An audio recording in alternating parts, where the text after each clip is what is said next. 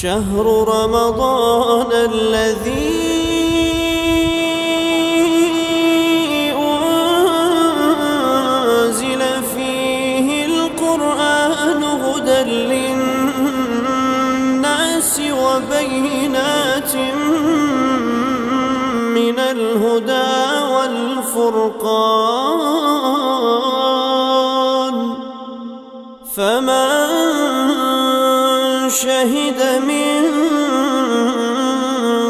الشهر فليصم ومن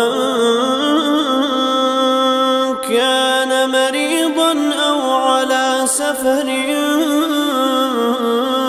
فعدة من أيام أخر يريد الله بكم اليسر ولا يريد بكم العسر ولتكملوا العدة ولتكبروا الله على ما هداكم ولعلكم تشكرون شهر رمضان الذي أنزل فيه القرآن هدى للناس وبينات من الهدى والفرقان فمن شهد منكم الشهر فليصم ومن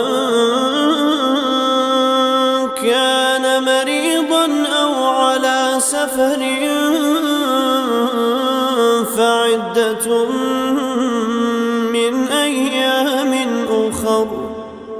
يريد الله بكم اليسر ولا يريد بكم العسر ولتكملوا العدة ولتكبروا الله على ما هداكم ولعلكم تشكرون شهر رمضان الذي أنزل فيه القرآن هدى للناس وبينات